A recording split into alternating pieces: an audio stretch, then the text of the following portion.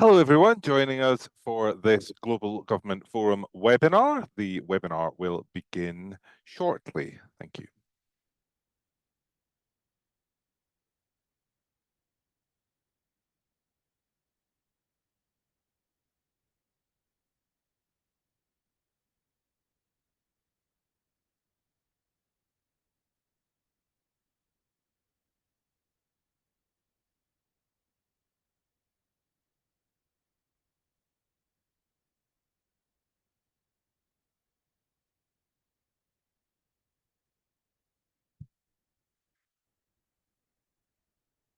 So, hello, everybody, and welcome to this Global Government Forum webinar on how to build digital credentials that work for all. My name is Richard Johnson, and I'm the executive editor of Global Government Forum, which is a media and events company focused on bringing together public and civil servants from around the world to share best practice. And this webinar today is on a very interesting and pertinent topic. We at Global Government Forum know from our work with governments around the world that digital credentials can form an essential part of government transformation. They offer an opportunity to streamline operations, to deliver more integrated services to citizens, and to improve overall efficiency.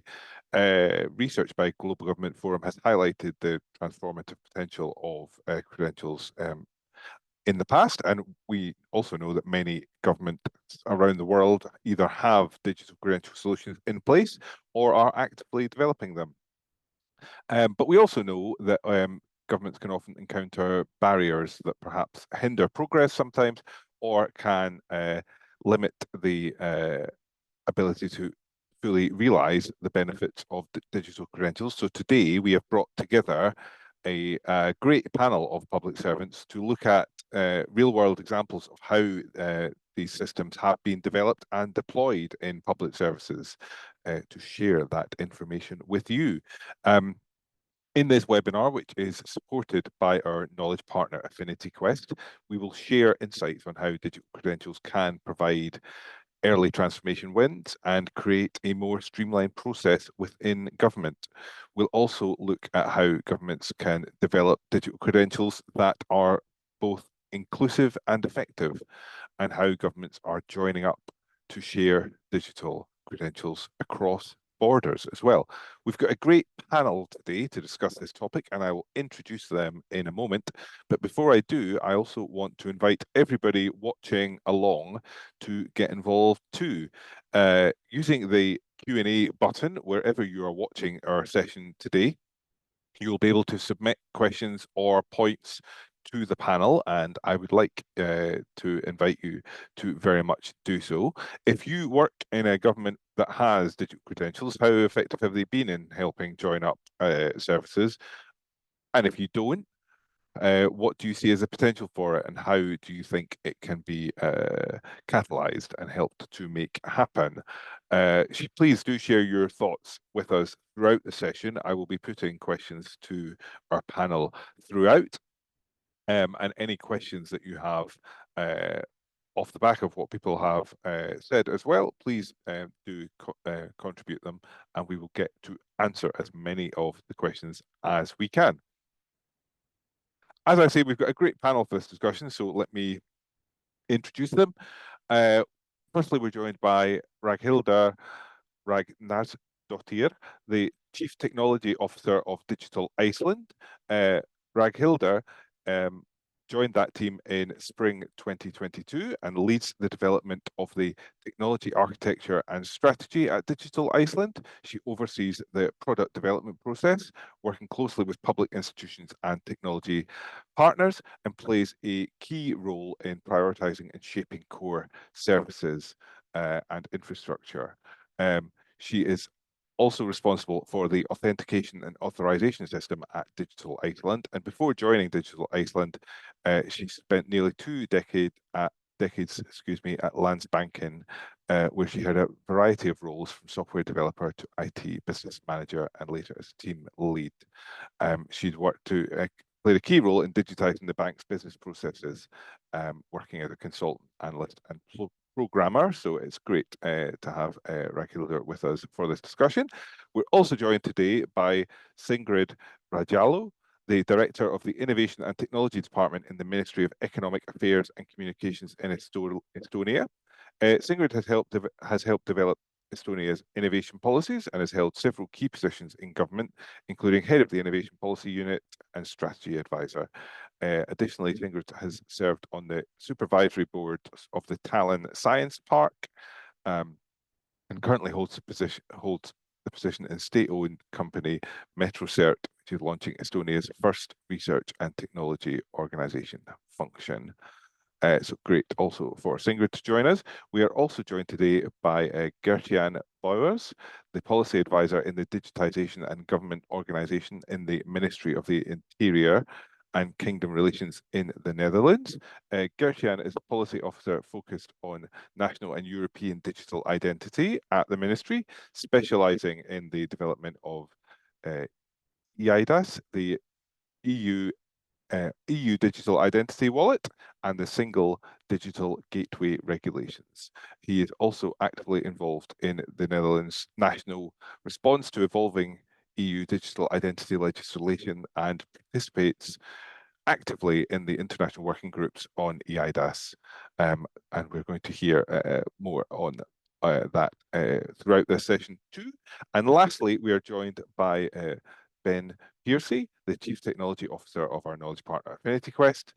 Ben leads Affinity Quest research and development with responsibility for all activities relating to product development, international intellectual property, and patents, as well as managing Affinity Quest's technical resources. He brings extensive experience and background in delivering well-developed visionary software products. And since Affinity Quest inception, he has been focused on the digital credential landscape and was Microsoft's first ISV partner for decentralized identity and verified credentials. He has extensive experience guiding public sector organizations in Canada to envision and implement digital credentials, and contributes to interoperability projects internationally too. So it's a great panel for this discussion. As I say, please do contribute your questions to us throughout, because we're going to be keeping this very conversational. And I'm going to ask Ben to open our discussion just with a little bit of a definition of terms for the audience. We hear a lot in government of kind of digital identities, and now we're hearing increasingly of digital credentials. How would you define digital identity, digital credentials, and the kind of interaction between them? Thanks, Richard. Yeah, so I think the concept of a digital identity is one that we're all fairly familiar with, and I think most of us have various online accounts that we use for the different services that we use, and so that's the way that I typically think about what a digital identity is. And so it's that collection of information that relates to your use of a given online service. For instance, your preferences, your settings or user profile settings, the history of interactions that you've had with that service, the behavioral norms that have been established with your use of that service. And this information tends to change and grow over time as you use the service. And so that collection of information is then typically kind of correlated through an identifier. So this would be is typically your username. Right, so your username would be the key that kind of pulls all this information in from various databases and backend systems that sort of bring all of this information together. And of course, those accounts and those user identities are typically protected through various authentication controls and sort of authorization controls that protect it from being accessed by nefarious actors or whoever. So it's meant to be your use of that system. So this is those controls are there to protect you. So that's the notion of a digital identity, and you can have many of these, depending on how many digital services that you use, and those identifiers that you use can be used across different services. A digital credential, on the other hand, you can think of this as a machine-readable document that contains verified information about you. And now they may refer to a digital identity in some of the attributes that are held in them. but they are typically issued from some authoritative source, like a workplace or educational institution or a government. And they typically serve as an artifact to prove that you've done something, right? So you've gone through some process, or you've made some achievement. For instance, if you've gone through the requisite application program processes with the government, you might receive, a digital travel visa at the end of that. If you've gone through, and completed all your course requirements at a college or university, you might receive a digital diploma, degree, or if you've done the training, you might receive a digital license of some form, like a driver's license or pilot license or whatever. And these are typically stored then, so they're issued to you, and they're stored in a wallet application that you can then decide whether when and where you're going to present these credentials to unlock other digital services. So in the physical world, these types of important official documents will often be, they'll have some seal or a signature, a stamp, or some other sophisticated counterfoil measure that allows you to identify them as authentic. With digital credentials, that authenticity is established through the use of cryptographic signatures and established trust frameworks. And this allows independent third parties to receive that material and know that it's authentic and cryptographically verify that it hasn't been tampered with or what. So digital credentials can help alleviate some of the concerns that have arisen over the years with digital identities and the surveillance technologies and account takeover and fraud and these kinds of things that happen with digital identities. Digital credentials can help to alleviate some of that because they're kind of privacy by design. That's kind of how they've been built up. And so, governments can now, issue and verify the digital versions of these documents that they already produce, like passports and visas and driver's license and permits and so on. And so this whole path is gaining a lot of traction and interest and momentum globally. And when it comes to digital credentials, it's been encouraging to see the degree to which these ideas and architectures have really turned into real tangible implementations. The improvements that digital credential adoption represents in terms of security and privacy and convenience are driving much of that momentum. For our part, we work a lot with the Canadian government, and one of the projects that we're working on with Immigration, Refugees, and Citizenship Canada is around a temporary resident visa. So foreign nationals can apply online for digital temporary resident visa within their own country. And those TRVs can then be verified at various international Canadian airports, to improve the speed and efficiency and accuracy of those visa checks during that travel experience. So, as governments around the world, embrace digital services and modernize, both digital identities and credentials are being used. And we should remember, though, that these are technical enablers for digital service delivery, as opposed to the concept and notion of a national ID. Very different things. It's really helpful, Ben. Thank you very much. I think that's a very useful kind of setting of terms. And I want to use that last point you were mentioning there about using digital credentials and IDs more widely as it's kind of jumping off point for transformation, to bring in Raghilde to speak about the Icelandic experience, who have kind of very much been at the forefront of developing digital credentials and kind of digital IDs as part of its transformation. Can you speak a little bit, Raghilde, about how Iceland has developed its digital credentials and what that's meant for public services? Mm-hmm. Yep. Thank you. And I just want to say in the beginning that it's a pleasure to be contributing to this important discussion.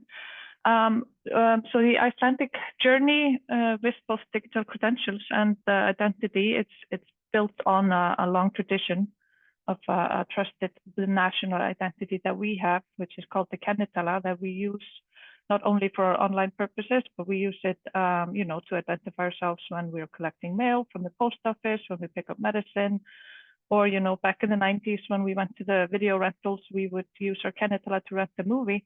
So when we started this journey with the electronic ID, it was very connected to this trust of how we use our national identity. So the electronic ID here in Iceland, which is the way that we kind of verify who we are online. It was introduced in Iceland first around 2008 as like implemented in our payment cards or debit cards or credit cards. And then the mobile ID followed in 2013. And I think from the start, the focus was on creating a solution that was easy for the citizens to both acquire it and then use it in everyday lives to get all kinds of services. So I think what really shaped the early success here with this implementation was collaboration. So the company that is behind our electronic ID is called Auðkenni, and they partnered with the banks here, and then later telecom companies. These are organizations that people in Iceland already trusted, and they partnered with them to help with the onboarding. So the adoption of having these IDs became more natural. So you would just go to the bank and get a bank account and a credit card and an electronic ID at the same time. And so since then, we have been just keeping evolving the system to meet citizen needs, adding more options to how we identify you. And at the same time, the government also made this authentication service available for both public and private sectors to kind of get the ball rolling, so to speak. So the identifying, the electronic identification is become like a core infrastructure to receive public services like, tax filing and applying for all kinds of benefits, getting your degrees digitally, getting your driver's license digital that we have in our Icelandic app, Iceland.is app. But we also use it just throughout every services. Like I use it to access my child's football schedule. I use it to book a class at my local gym. So it's very nested into our everyday life in Iceland. Great, thank you very much. That's a really interesting overview. And yeah, having seen the app in person, it's amazing that the number of services that link into it. And from someone, if you come from a country that's not that far advanced, it's an amazing exemplar of what is possible and how it can how kind of digital credentials can help streamline government. I just want to pick up on the point you made about making it easy for people to use, and to follow up on that a little bit in terms of how people were kind of encouraged to sign up for the ID, and the credentials, and what the kind of process was to gain that critical mass, and kind of how you can maintain it. Yeah, so we always like to talk about this concept of urgency creates opportunity, which has been a driving force in, I would say, all major technology breakthroughs in the last years and centuries even. And this applies to digital services as well. And a powerful example of this is how the bank crisis here in Iceland in 2008 and globally accelerated the adoption of our electronic ID in Iceland. Because it was a unified decision, both between the banks and the government, that if you wanted to receive financial aid on your housing loans during the crisis, you would only be granted it through authentication with the mobile electronic ID. And this, of course, accelerated the uptake dramatically. And also another crisis, which is the COVID-19 pandemic, also helped in this case because the government issued a travel gift to every citizen in Iceland over the 18, which was kind of a support to the domestic tourism industry here in Iceland.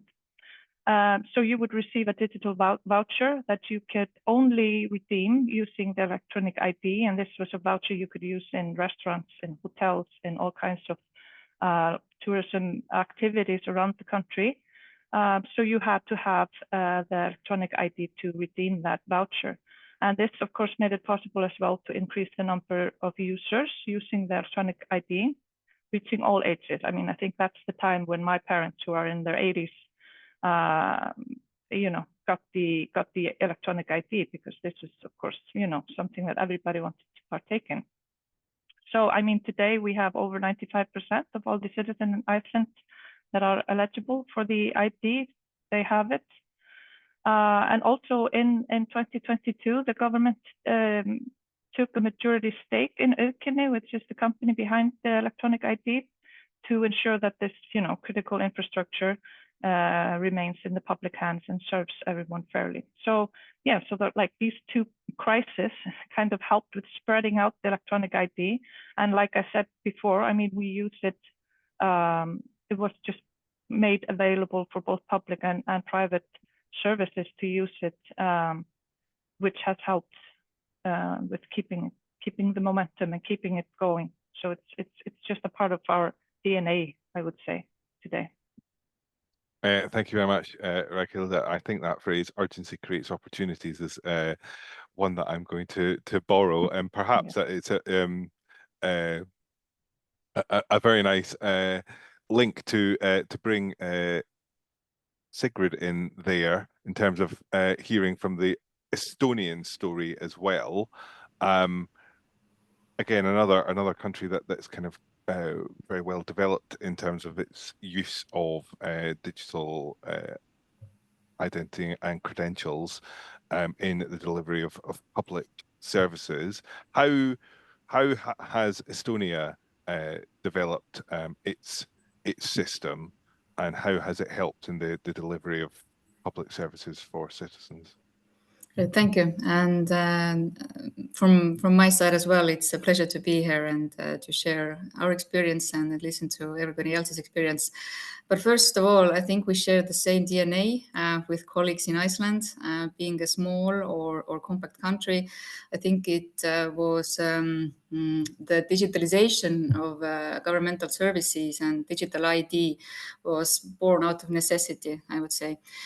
But in Estonia, actually, our country made a political decision to make the electronic ID cards mandatory in the early 2000s.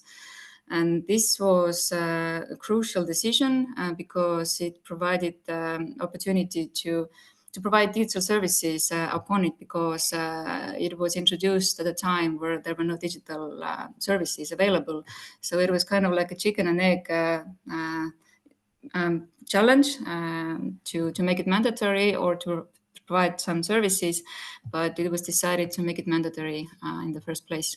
So that's when it took off, and I can say now that as of December last year, we have 100% of our governmental services online.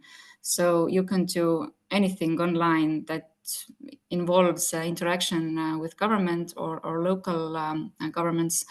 One of the last services was filing a divorce. So going through the divorce process, now we can divorce online as well.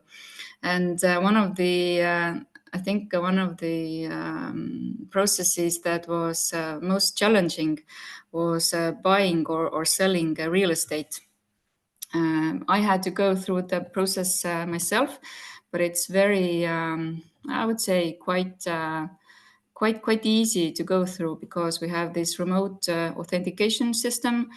Our Chamber of Notaries provides this service, and the sellers, the buyers, they can be anywhere in the world. They just need to have a very good, solid access to internet connection. And I know that I can draw the documents from the Chamber of Notaries portal, so to speak. I would just have to log in there. I don't have to print it out, keep it at home, or download it. I can do it if I want to, but I know that it's there as well, so I can withdraw it anytime I want to. Other services are online as well, but we have we have broadened the way you can access these kind of services and access to these digital credentials. For instance, Smart ID, it's an app-based, widely used application, mainly for banking services, but also other governmental services. Mobile ID provides access to different services. So, and it all comes down to this national ID card and making it mandatory, the electronic version of it for our citizens.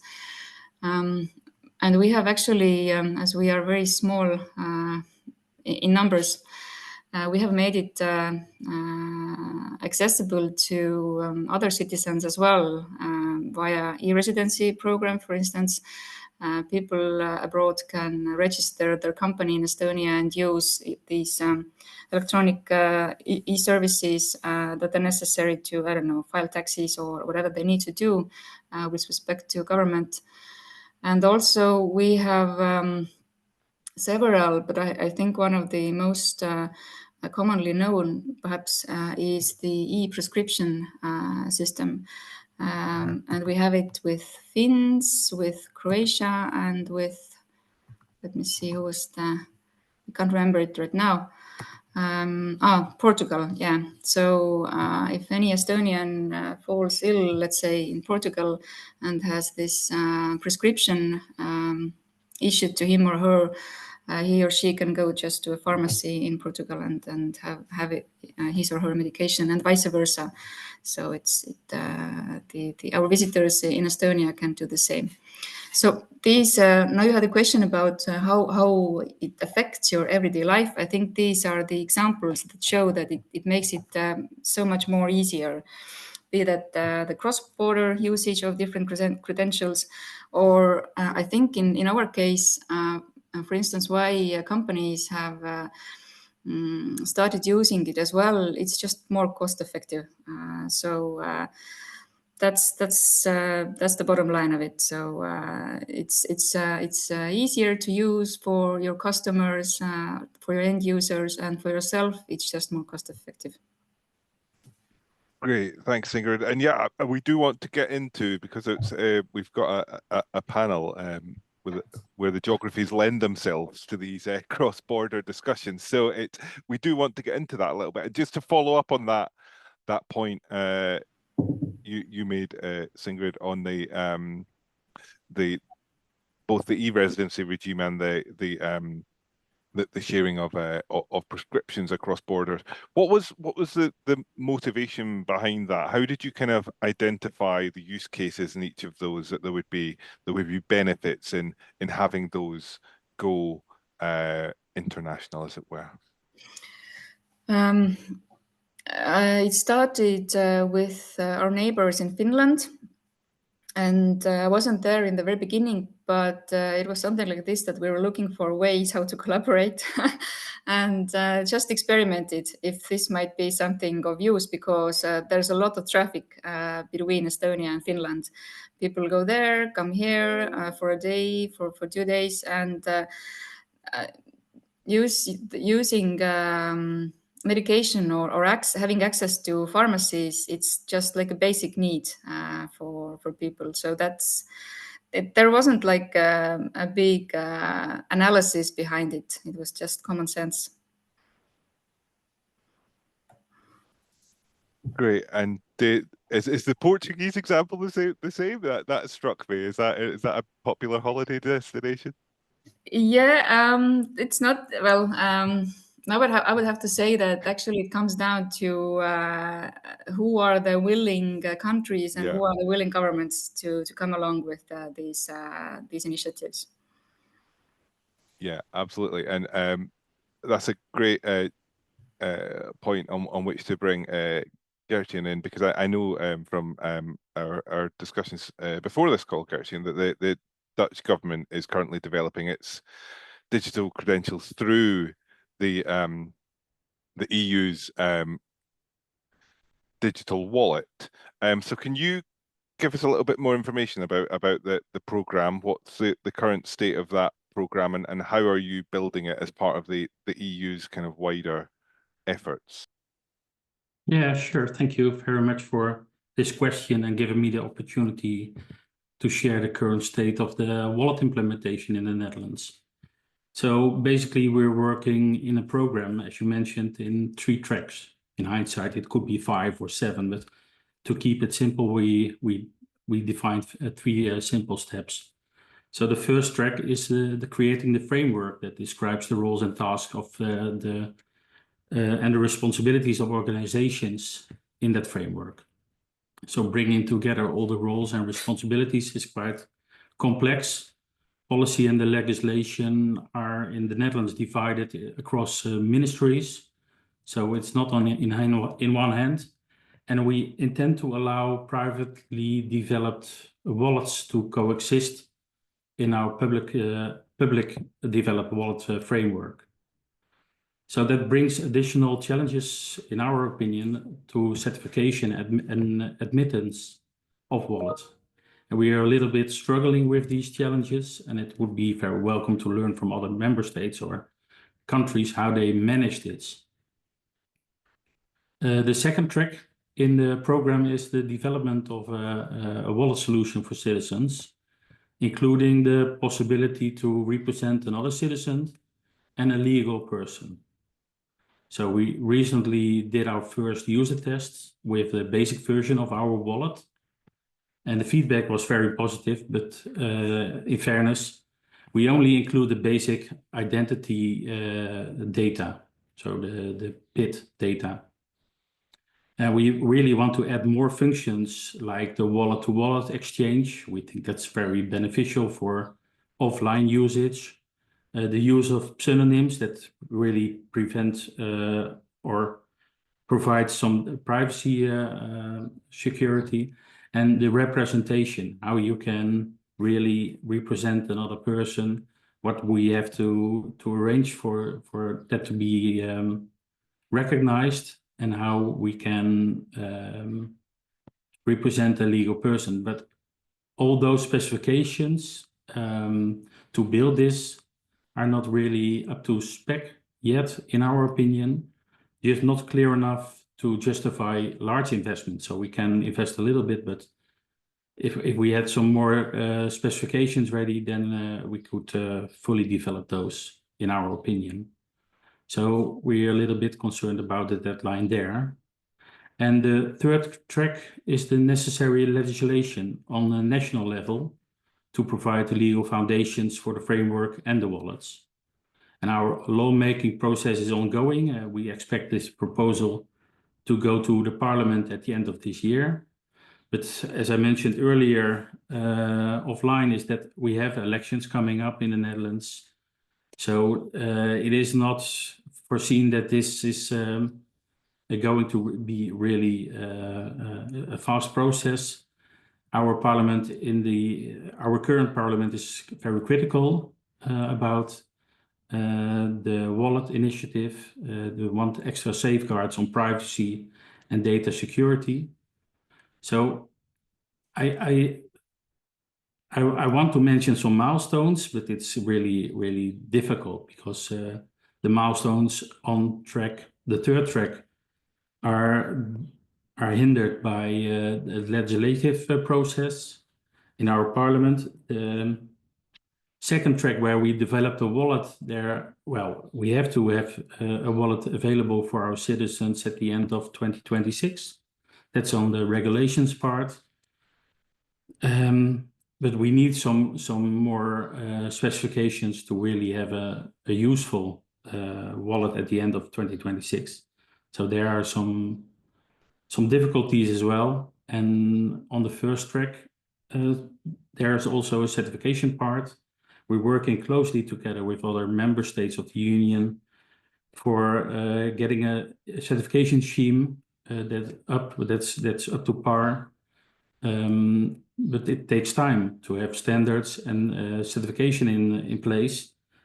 So we are determined to make it a success, but I'm not sure we can be there at the end of 2025 at that milestone.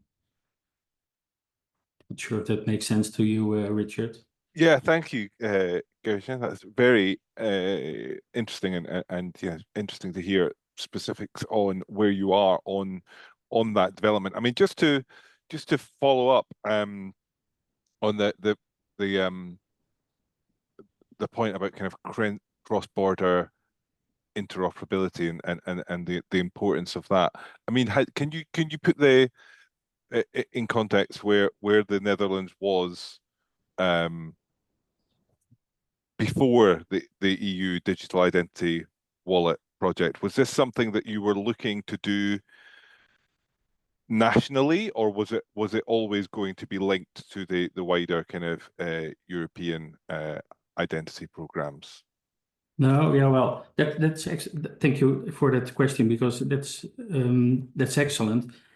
The eIDAS regulation and the trust services are in place since 2014.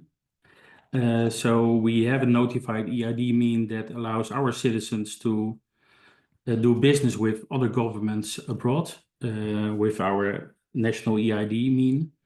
But we also have an eID for legal persons, and we notified that in Europe, and that would give our SMEs an opportunity to do business abroad within the Union. That eID for legal persons, we developed it and we notified it, and only Austria, as another member state, has a legal person's eID notified in Europe. So the problem with it is the recognition of other member states. That it hasn't been up to the expectation we had. So our SMEs are not able to log in other member states with their legal person's eID. So we were very excited that the wallet was introduced, and the wallet was also meant for representation of a legal person. So we really hope that the introduction of the UDI wallet gives more meaning towards our SMEs to use the opportunities that are there for our SMEs in Europe. The internal market is huge. Our member state is small, like Estonia and Iceland, a little bit bigger perhaps, but we're very small, so we have to use the internal market for our growth potential. So we're really looking forward that this initiative is bringing to our SMEs. Great, thank you very much. And before I bring Ben back in, you mentioned something quite specific there, Gert-Jan, around the systems to allow privately developed wallets to coexist, and the fact you were kind of perhaps slightly struggling with that certification. I wondered if go to Ragnhildur first and then Sigrid. Is that something that Iceland has encountered? Is there specific kind of feedback or advice that you could offer?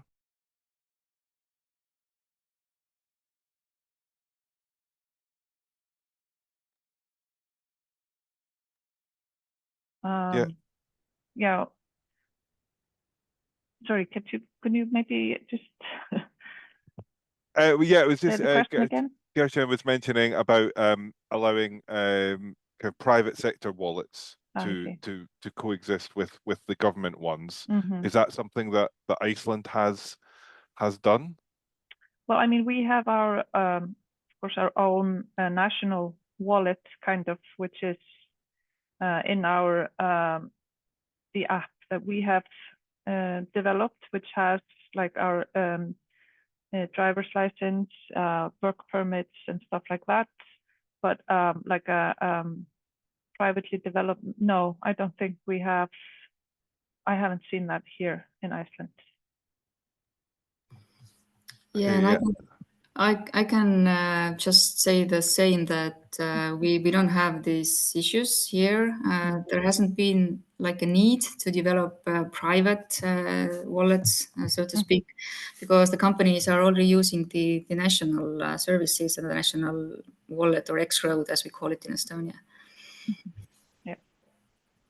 Great, thank you. I know from my work covering the UK government, Gertjan, that the UK government is launching its gov.uk wallet this summer. I want to even say next month. And I know they have begun conversations. I don't think we can say anything stronger than that with Google and with Apple about whether there are ways that the gov.uk wallet could be represented in the Google wallet or the Apple wallet that the people are very used to using. So I definitely know it's something that governments elsewhere are working on. Yeah, so I would like to say that we have had, you know, these identifications that you could download into like a wallet that wallet is, you know, privately developed, but we are moving out of that this summer. So we're moving all these certifications into our own app for security reasons and to apply with European regulations about you know, how to display them, and so we will be moving out of that wallet. Well, that's very Richard, if I could just jump in here if you don't mind. Yeah, of course, Ben.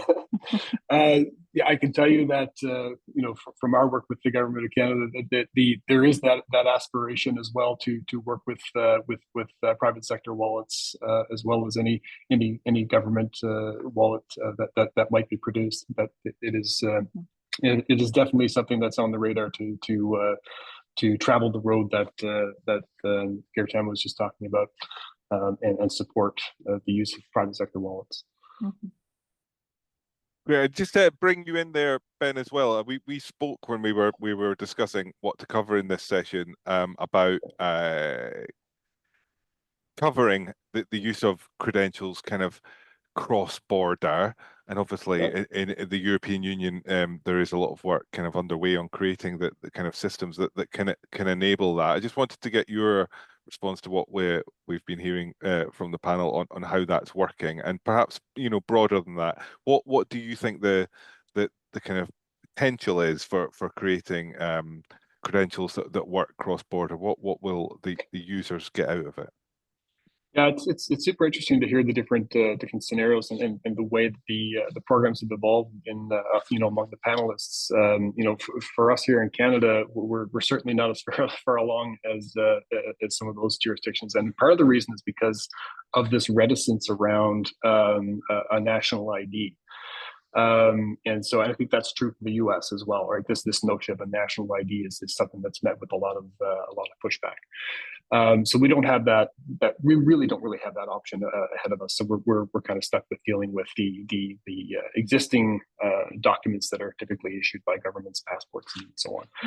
And so, as part of our work with Canada, it really has been kind of a focus with. On kind of cross-border scenarios and kind of the technologies that are required for that.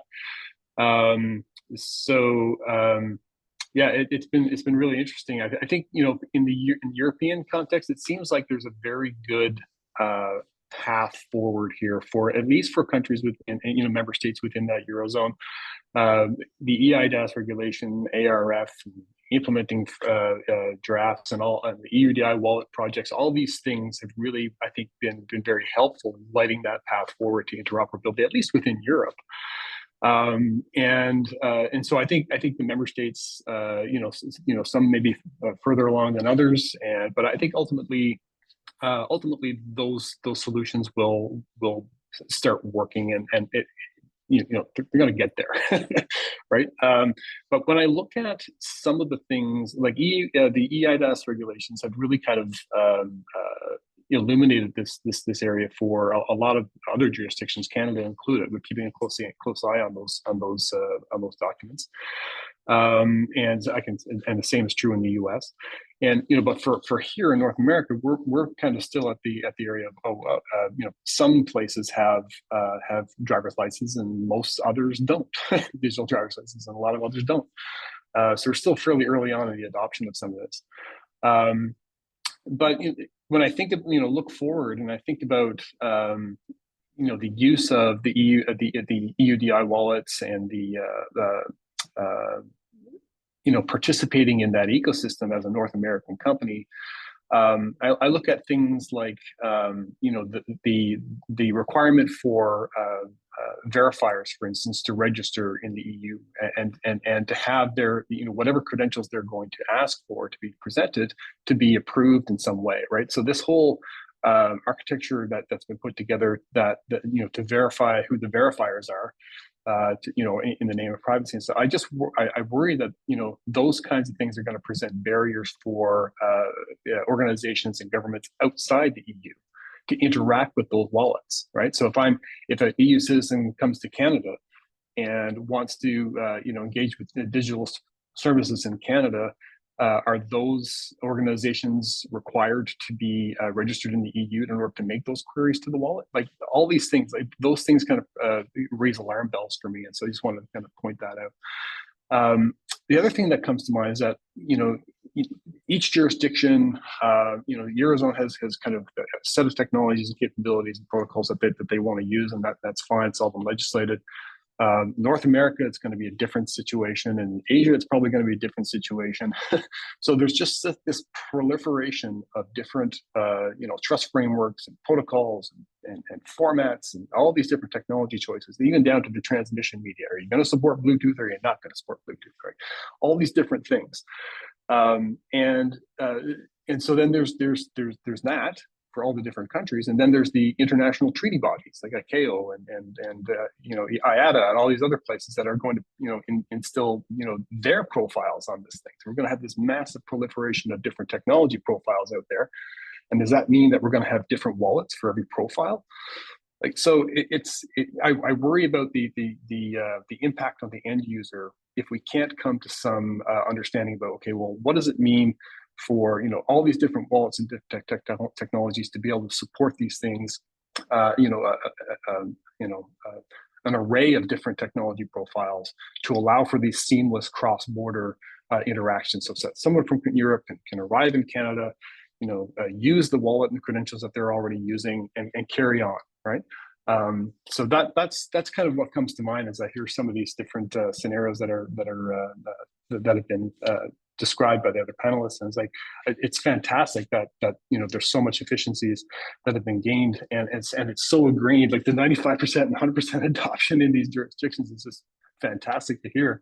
And I hope that that here in North America we can get to the same place. But I do think that we're going to face a bit of friction in the cross-border and global adoption around this, simply because of the proliferation of different technologies that are being adopted. And there doesn't seem to be a conversation that's trying to gel this into something that a single profile for cross-border use, for instance, right? Like those kinds of things. Anyway, those are my thoughts on that. Thanks very much, Ben. I'll see if anybody wants to come in on that and get that response on kind of how that international cooperation might happen. It brings to mind a story in the UK where the London Underground was one of the kind of innovators in kind of contactless payments with the Oyster card that was used. It was I think borrowed from Singapore, and the Oyster system was developed as a contactless payment card, and then national standards were set for contactless payment cards on public transport, which would have not included Oyster in them, because Oyster did not meet the standards that were required for that, even though it was mass adopted. And I think I don't want to speak out of turn. I think that point essentially ended up being moot somewhat by the contactless payment cards kind of taking over both sides of the market, and the technology kind of being embedded in the contactless payment cards. But I mean, I'll go to Ragnhildur first, and then round the panel, just to raise your hand if you want to come in. In terms of that kind of international interoperability, is that something that kind of Iceland is involved in, kind of particular discussions around representing as being as kind of far developed as you are? Well, I mean, we are of course a part of the NOPID consortium. If you're aware what that is, but the NOPID is like a collaborative initiative launched by the Nordic Council of Ministers. So it brings together 8 Nordic and Baltic countries to, work on harmonizing this electronic identification system and enabling citizens in these areas to access public services, beyond our home country borders. And I mean, the mission there is just, this cross-border ID interoperability and aligning, eIDAS amongst other. So we have been working on this, and this is a project that I think is ending at the end of this month. And lots of milestones have been reached, like, issuing university diplomas in the wallet, creating a bank account, issuing a personal ID through the wallet and other thing. And so now we're also like looking at identity matching with Norway and Denmark as well. So that's kind of what our focus has been on in this cross-border identification projects. Great, thank you. Sigrid or Gertjan, do you want to come in on that point? Yeah, Gertjan. Thank you. I think Ben has a really valid concerns, because we in the Netherlands are not building our wallet for international usage beyond Europe at this moment. So I think what we're trying to do is, I think it's difficult enough to share international within the Union credentials. We're building the relying party registration for the protection of our citizens. It is all new. There are very sensitive data in the wallet. We are really afraid that the citizens could be vulnerable with their data when they go sharing their data with private entities, because the wallet in conjunction to the eID that we're currently using, the wallet is also for private usage or usage in the private sector. So we have some sensitive data inside the wallet. If you give the user total control of their data, we are a little bit afraid that they're going to be misusage of the citizen. So we are really protective in this phase of the implementation.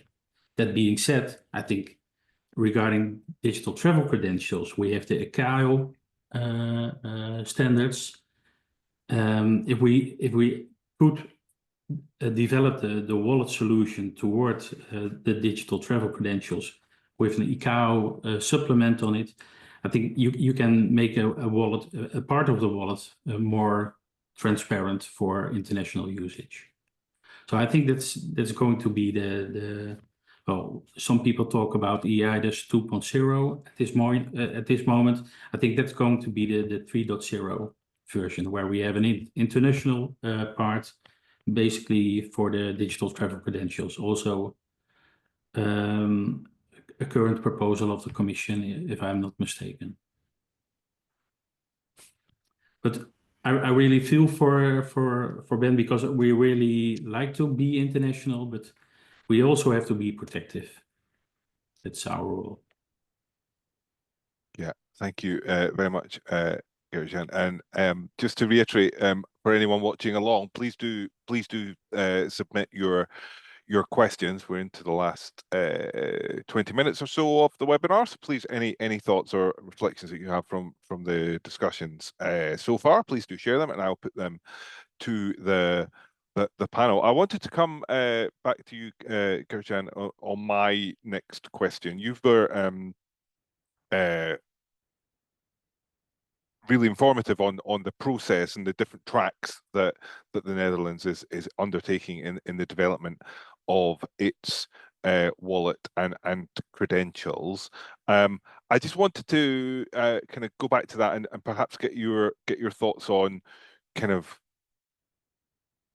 the early wins or the milestones that you will have in place of how you can know this is working when the technology is up and running. What are you going to hopefully be able to show citizens that they can now do with the technology that has been implemented? And then perhaps to widen it out to the rest of the panel, how important is it to have those kind of transformation wins that you can show to citizens to get their engagement and involvement? But Gertjan first.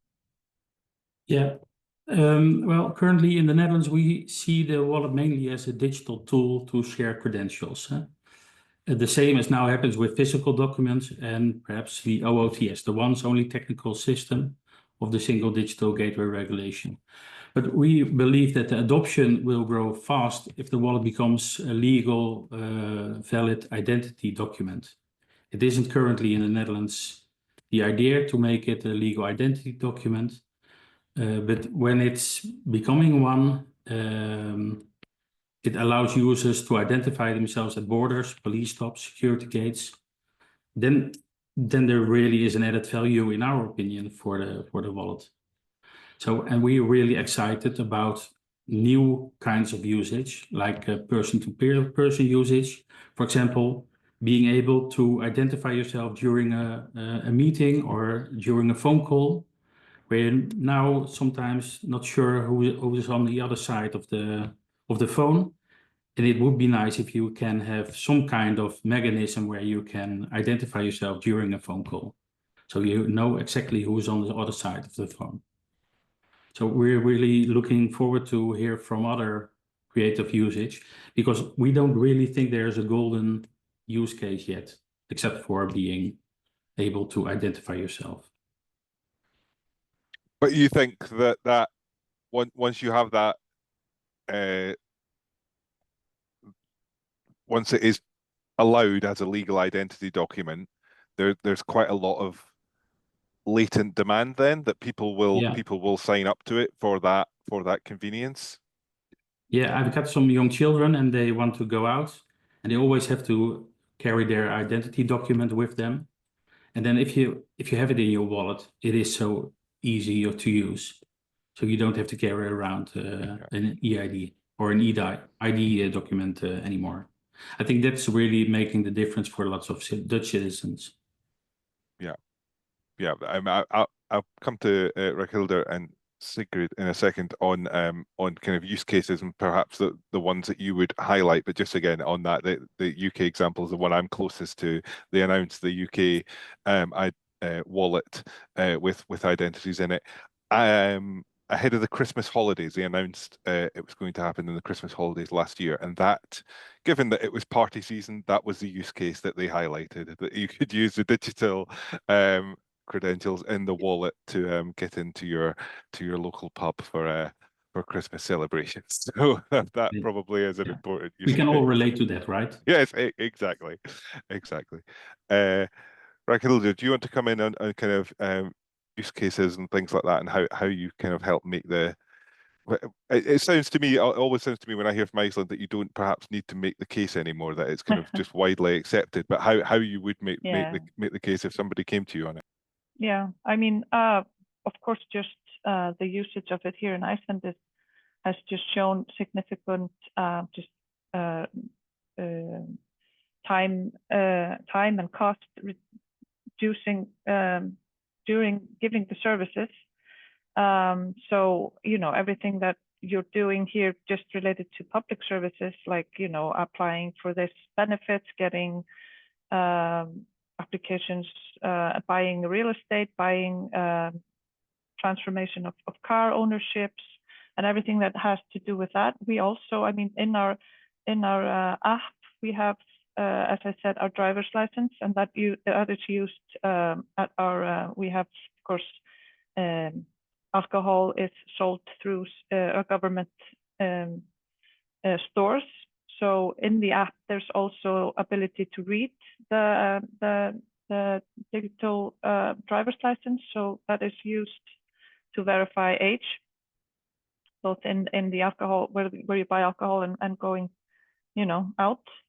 We also use it, the police use it also to verify if you're, if you break the law and they need to verify who you are. We use it when we're going to election. So when we show up at election place, we can verify with our digital electronic ID. So they're like, we've kind of just proven that the plastic things, we don't really use them or need them anymore. We also use it to authenticate people, like was mentioned here before, during phone calls, so both in the banks. We have recently here at Digital Iceland implemented it through our chatbots and through our service desk. So we could always know, with 100% certainty that we are talking to the person that he says he is when he's trying to get some service through those channels. Oh, that's really interesting. That's a really effective use case, given where a lot of customer service is going towards chatbots and things like that. That's fantastic. Sigrid, do you want to come in on that point as well? Well, I can also share a use case that's available to us right now. Just coming on top of my head, we have this app. When you go to your local store, you can use your phone to check in the items you're buying. And if you're buying, let's say, alcohol, bottle of wine, you can use, in our case, the Smart ID to identify yourself that you are old enough to buy this stuff without going to the cashier to show your physical ID card. So I think these kind of use cases, there's a lot of them. We just can't think of all of them right now.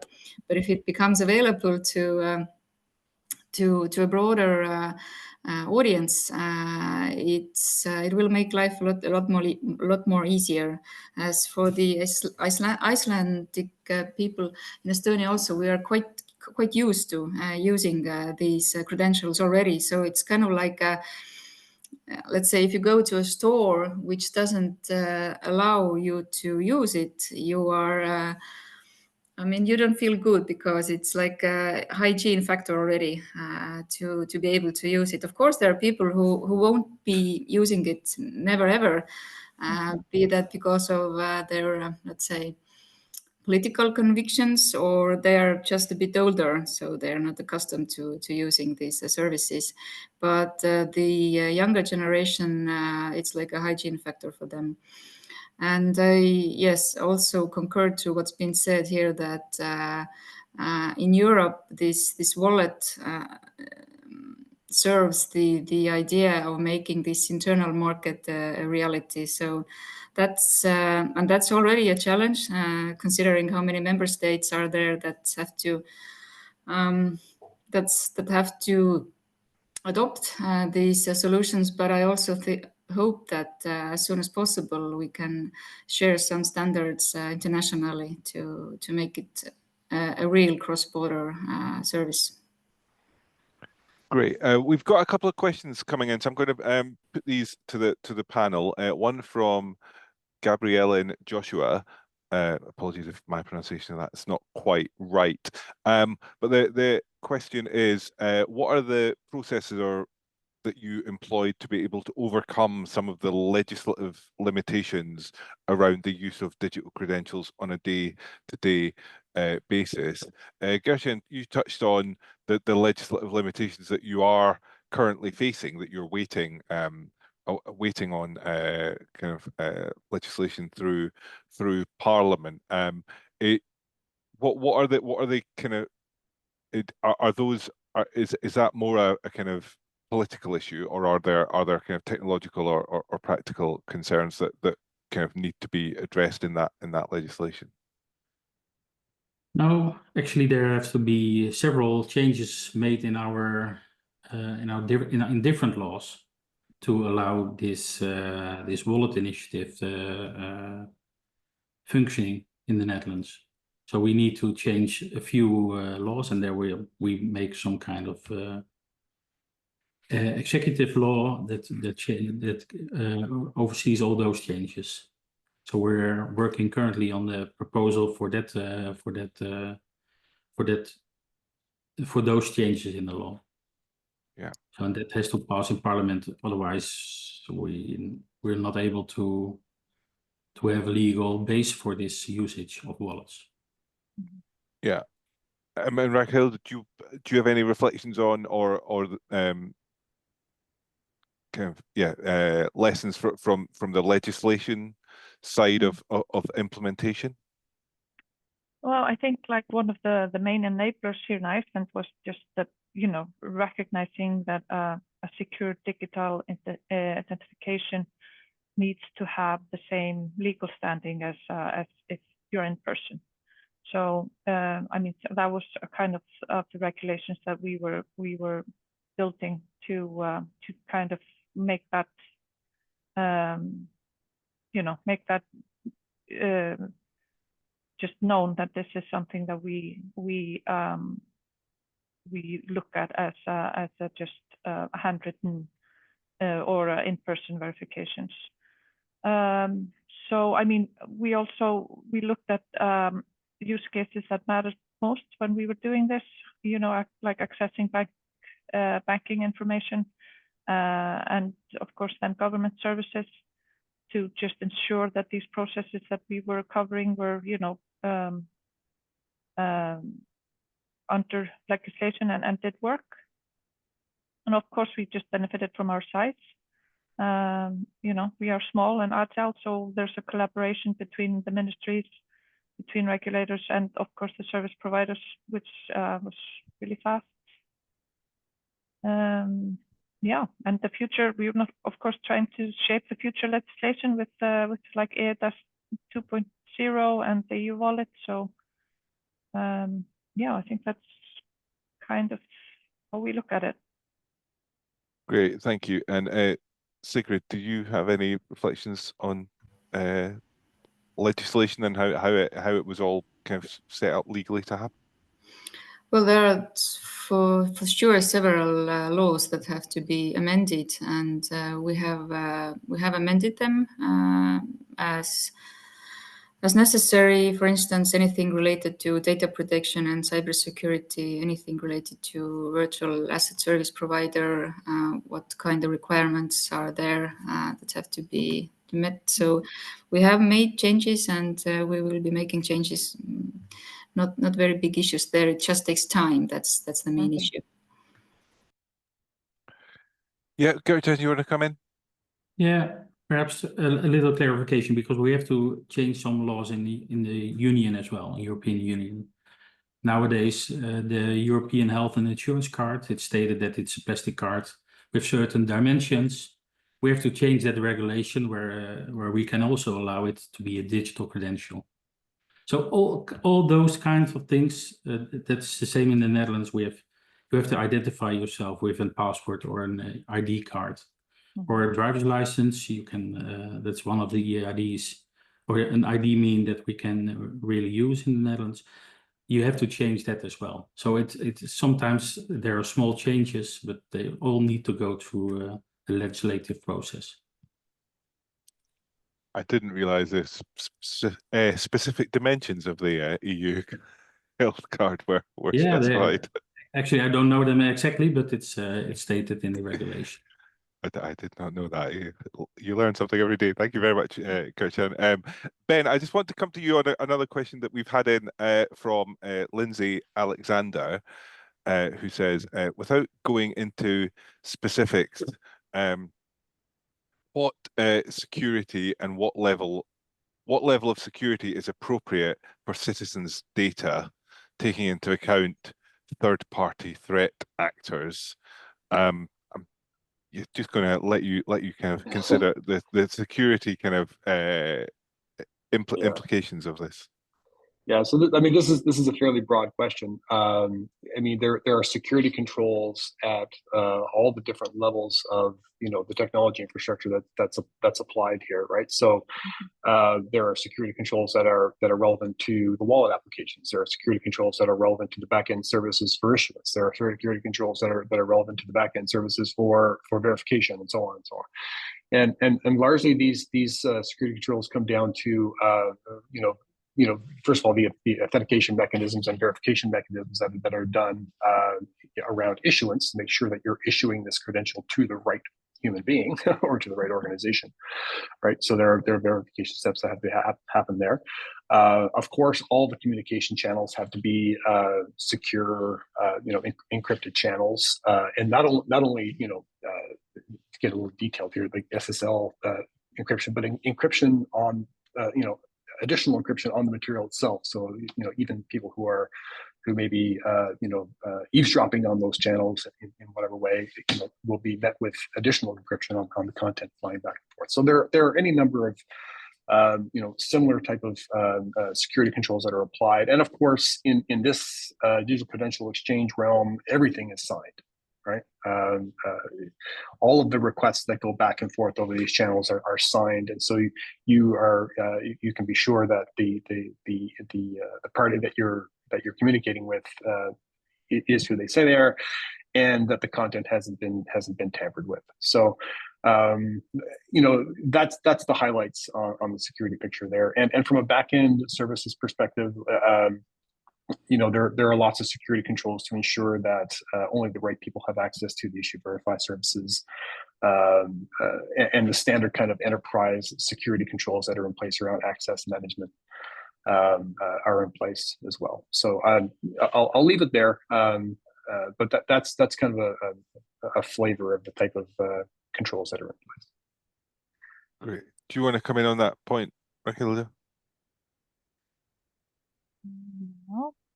I mean, I only have our system to talk about how we have set it up. I mean, it's of course based on strong encrypted standards, including like a public key infrastructure. And then of course you have on your phone, we have our mobile SIM card, which is our private key on that device, and then you have the PIN that only you know. So we have this two-factor authentication kind of with our electronic ID, and we also just make sure that we minimize all data that is going through that transaction of authentication. But after you have authenticated, then it's up to the the services who are using it to make sure that their security and their infrastructure can handle the data that is given back. Yeah. We're coming up to time. I just want to take one more question. I just want to say to Kia, who's submitted a question about the sharing of university diplomas in wallets, that we'll I'll follow up and provide an answer on that and try and get some more information on that, but I don't think we've got time to answer that right this second. I wanted just to close on Ian Norton's question, which is just to get some concluding thoughts from the panel on: do you see a difference between a national identity and a digital identity?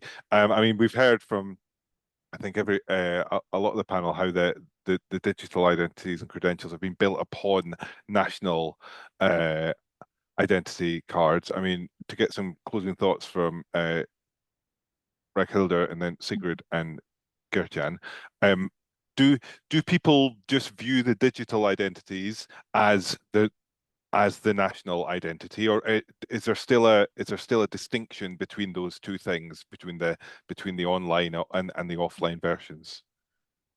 I think in Iceland we really don't see much difference because it is so tightly coupled with our national identity. So I think we view it the same way as if we go somewhere and we have to give up our national kennitala or ID to get a service, and then when we use it online, I think most people in Iceland view it as a similar authentication method. Yeah. What about in Estonia, Sigrid? Yeah, it's the same here. It's basically the same thing. It's just a matter of how you issue it or how you identify yourself. So basically the same. Yeah, there's viewed the same. What about in the Netherlands, Gertjan? Do you think there'll be a distinction? Yeah, we tend to see it a little bit differently because we allow people that stay in the Netherlands and have an economic relation who have a Dutch digital ID, but we don't provide them in any case with a passport or an identity card. So there is a slight difference, and moreover, the passport and your identity card contain some non-visual credentials like fingerprints and something more, and that is not added to the UDI wallet in this case as well. So for law enforcement, there are separately distinctions between a wallet and an ID card, in my opinion. And I think that will be, well, there for quite a while, in my opinion. Yeah, great. And just to come to you, Ben, for any closing thoughts. We're almost up against time, so I just wanted to get your last reflections. Yeah, no, so it's been really interesting to hear the different perspectives here around the table, and you know, again, coming back to this question of the national ID versus the digital ID. I think it's interesting that, you know, the certain jurisdictions where that's acceptable, like the notion of a national identity is acceptable, and all the different kind of optimizations, you know, and usability improvements that and the efficiencies that unlocks. And so it'll be interesting to see how, you know, how like North American and specifically the Canadian context is able to sort of use other forms of credentials to sort of arrive at the same efficiencies. But it's going to be an interesting journey, and you know, part of the thing that I'll say is that a lot of the you know, where we are with our work in some of the Government of Canada organizations is coming back to this notion of use cases is really kind of getting people to, all the stakeholders to understand and you know, figure out how they can apply digital credentials in the various workflows and processes that they have internally. And when you start small and they kind of see what it means and the efficiencies that it can gain, then the floodgates open and all the ideas for different use cases come out. It's really interesting to see that dynamic.